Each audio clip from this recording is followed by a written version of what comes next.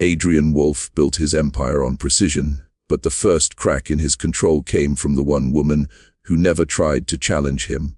At 38, Adrian Wolfe stood at the top of Manhattan's corporate hierarchy. As CEO of Wolfe Dynamics, a cybersecurity powerhouse valued in the billions, he was known for ruthless foresight and surgical decision-making. He anticipated market crashes before analysts sensed instability. He dismantled competitors without emotional hesitation. Investors trusted him because he never reacted. He calculated. Control was not a strategy, it was survival. His childhood had been shaped by public scandal and a father who lost everything overnight. Adrian learned early that vulnerability invited collapse. He built walls, then built an empire behind them. But pressure was mounting. A resurfaced media investigation into his family's past began circulating across financial networks. At the same time, rival executive Donovan Pierce initiated a quiet hostile acquisition of Wolfe Dynamics stock. Board members started questioning long-term stability. The press framed Adrian as brilliant but emotionally isolated, a leader without roots. Optics mattered in high finance. Stability required a narrative. Standing 3 feet behind Adrian in every meeting was Eleanor Hayes, his executive secretary for 3 years. Eleanor was composed, observant, and unshakably calm. She anticipated problems before they surfaced. She organized chaos without recognition. She remained professional, distant, and efficient. Unlike others, she did not orbit him in awe.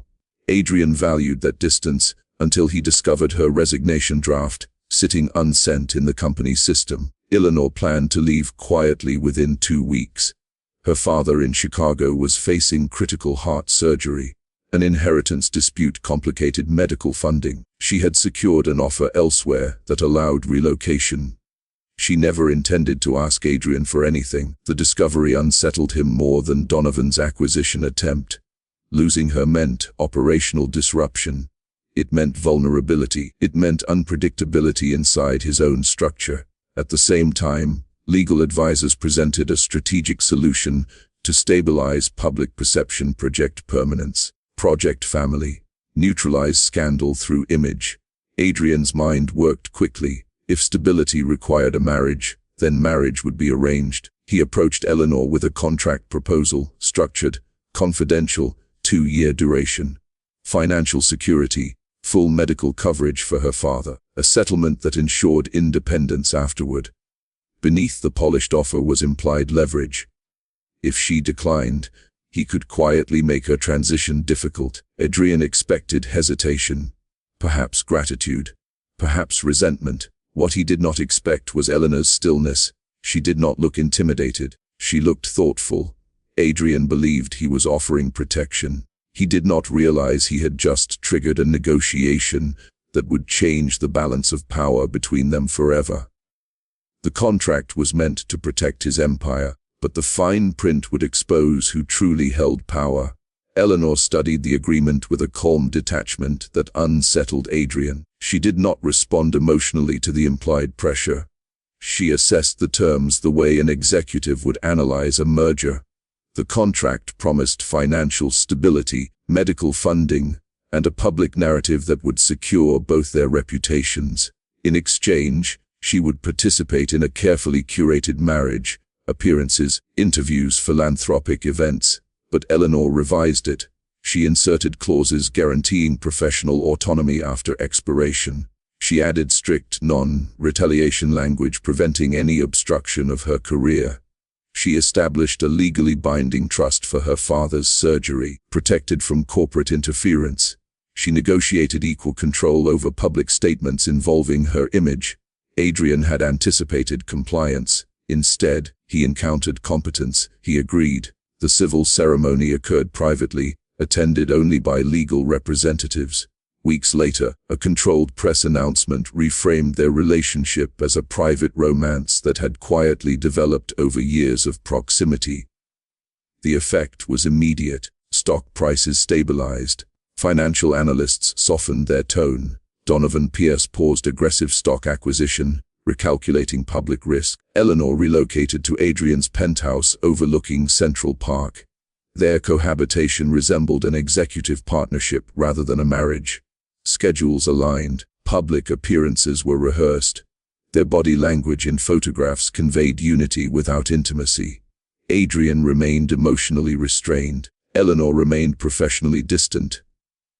The arrangement functioned flawlessly on the surface, but something began shifting internally. Adrian noticed Eleanor's independence more than her presence. She never sought validation. She never displayed insecurity. She never appeared emotionally dependent on the security he provided. He had expected gratitude. Instead, he felt invisible in his own strategy. At corporate galas, Eleanor moved with quiet grace, engaging philanthropists and investors without clinging to him. She was admired, not because she was the CEO's wife, but because she carried herself with dignity. For the first time, Adrian felt something unfamiliar. He felt replaceable. The marriage stabilized his company, but destabilized his certainty. When an unexpected figure from Eleanor's life entered Manhattan, Adrian would discover that the contract protected her far more than it protected him. Jealousy does not ask for authorization. It arrives where control fails. Dr. Nathan Cole entered New York quietly, a respected cardiologist overseeing Eleanor's father's treatment in Chicago. Nathan traveled periodically to coordinate advanced surgical planning. His relationship with Eleanor was long-standing, rooted in family trust. Their interactions were comfortable, unguarded, and sincere. Adrian observed from a distance. At a charity fundraiser hosted by Wolf Dynamics, Eleanor stood beside Nathan during a medical philanthropy discussion. Photographers captured a moment of shared laughter, brief, harmless, natural. The image circulated online within hours. Financial blogs began speculating about the authenticity of Adrian's marriage. Commentators questioned whether the union was strategic. Adrian dismissed the headlines publicly. Privately, he felt agitation sharpen into fixation. He adjusted Eleanor's public schedule, increasing their joint visibility. He expanded security protocols around Nathan's visits under the justification of corporate risk management. He framed his actions as protective, but protection was not the driving force. He was unsettled by how easily Eleanor's guarded composure softened around someone else. The emotion felt foreign and destabilizing. Adrian had structured his life to avoid emotional exposure. Now he found himself replaying footage from events, analyzing expressions he could not interpret. Meanwhile, Donovan Pierce resumed subtle stock acquisitions, sensing distraction. Anonymous online posts hinted at infidelity. The board began quietly questioning Adrian's focus. Instead of confronting corporate risk, Adrian monitored Eleanor's proximity to Nathan. Control was fracturing internally before it fractured externally. One evening, Adrian observed Eleanor reviewing medical files for her father while Nathan stood nearby offering clinical guidance. The scene was intimate not in romance, but in trust. Adrian recognized the truth he resisted. Eleanor's loyalty was not anchored to him. The contract guaranteed proximity. It did not guarantee devotion. That realization struck deeper than market volatility. For the first time since childhood, Adrian felt the vulnerability he had built an empire to avoid, the fear of being left behind. Donovan Pierce recognized weakness when he saw it, and he prepared to exploit it. As jealousy clouded Adrian's judgment, Donovan initiated a move that would threaten not only the company, but Eleanor's reputation. When a rival cannot defeat a man directly, he targets what the man is beginning to care about. Donovan Pierce accelerated his acquisition strategy by shifting focus away from Adrian and toward Eleanor. Private investigators examined her financial history. They uncovered her father's inheritance dispute and ongoing medical expenses. Anonymous tips began circulating suggesting she married Adrian for financial rescue. Subtle financial interference delayed the trust funds for her father's surgery. Legal complications emerged in Chicago, slowing inheritance access. Eleanor absorbed the pressure quietly. She did not immediately inform Adrian. Instead, she activated clauses within the marriage agreement that strengthened Adrian's controlling shares in Wolf Dynamics, provisions she had inserted during negotiation. She coordinated discreet legal maneuvers, reinforcing corporate defenses against hostile takeover. Adrian discovered her actions through internal reports. He realized Eleanor had been protecting the company while he battled internal jealousy. Donovan escalated further, leaking claims of insider trading involving Eleanor's private investments. The media storm intensified. Headlines framed her as opportunistic and manipulative. The board demanded clarity. Adrian faced a defining crossroads: distance himself to preserve investor confidence or defend her publicly at personal and financial risk. He reviewed financial disclosures more closely and uncovered something unexpected. Eleanor possessed independent equity holdings inherited from her late mother, significant investments tied indirectly to firms backing Donovan's acquisition.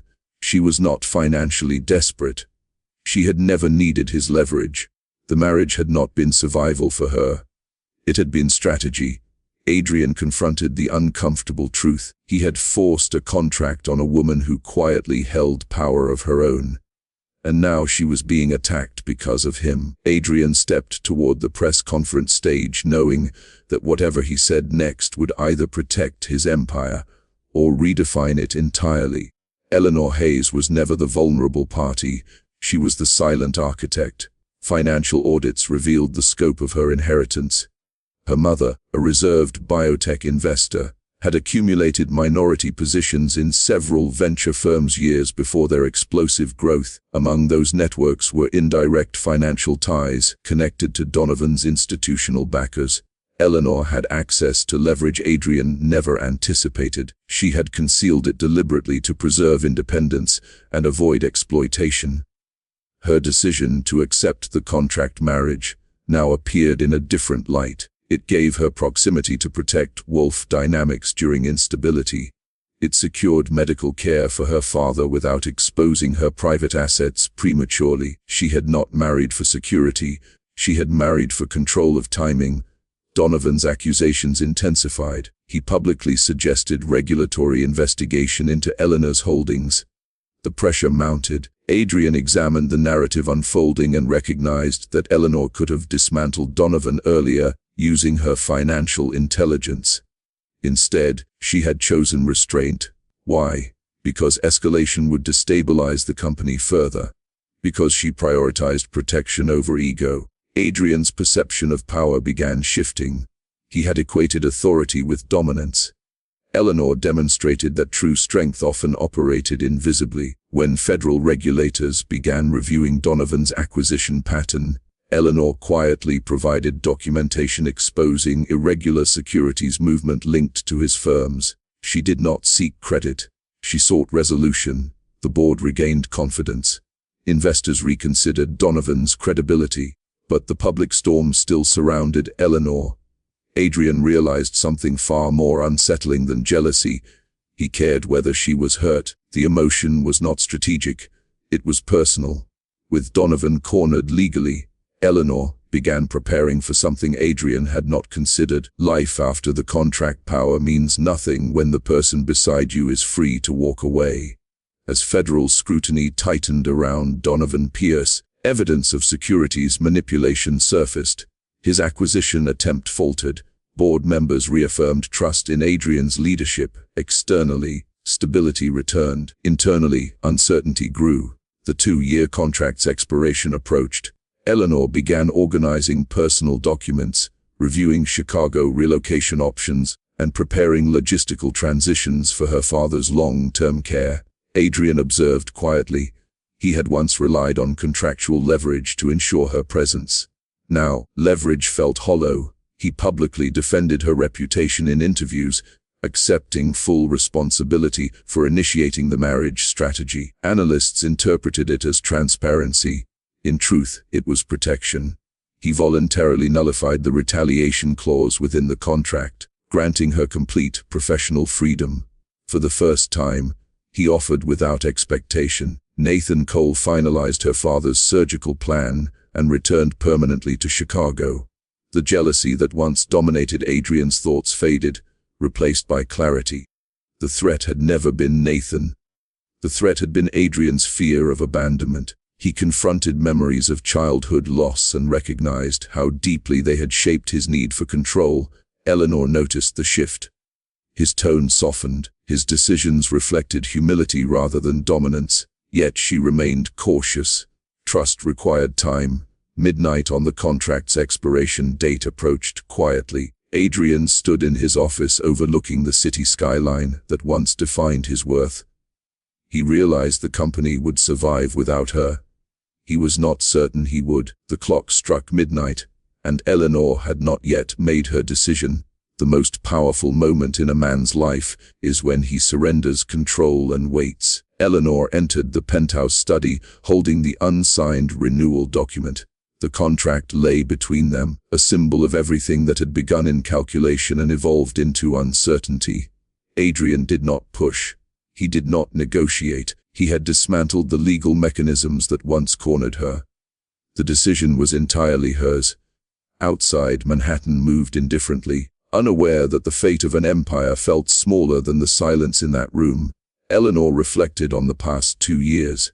The pressure, the strategy, the growth, the unexpected partnership forged in crisis. She had witnessed Adrian change, slowly, imperfectly, but sincerely. He no longer reacted from fear. He listened. He delegated trust. He separated corporate control from personal connection. For Eleanor, the question was not whether the contract had worked. It was whether the man behind it had transformed enough to deserve permanence. Adrian prepared himself for departure. He understood now that love, if it existed, could not be negotiated into staying. The silence stretched. Eleanor placed the document down and removed it from the table entirely. Her decision was not written in ink, but it would redefine everything that followed. Some relationships begin as survival tactics and become something neither side anticipated. Eleanor chose to remain, not as obligation, not as strategy, not as an employee bound by clauses. She remained as an equal.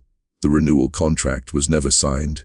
Instead, Adrian restructured Wolf Dynamics' governance model to eliminate any executive leverage over personal staff relationships in the future. Transparency replaced manipulation within corporate culture. Together, they established a medical foundation in Chicago funding cardiovascular research and patient assistance programs. The initiative honored Eleanor's father and symbolized shared purpose beyond corporate ambition. Donovan Pierce faced federal charges for securities fraud. His empire unraveled under scrutiny. Wolf Dynamics emerged stronger, not because of dominance, but because of adaptation. Adrian learned that control without empathy isolates leadership. Eleanor demonstrated that patience and strategic silence can outmaneuver aggression. Their relationship evolved gradually, free of spectacle. Trust replaced calculation. Vulnerability replaced defense. Adrian no longer feared abandonment the same way. Eleanor no longer guarded herself against coercion. The marriage that began as a contract transformed into a deliberate partnership built on earned respect. The CEO who once believed everything could be structured discovered that the most meaningful commitments cannot be drafted. They must be chosen freely, without leverage. Jealousy revealed insecurity. Crisis revealed character. Choice revealed love.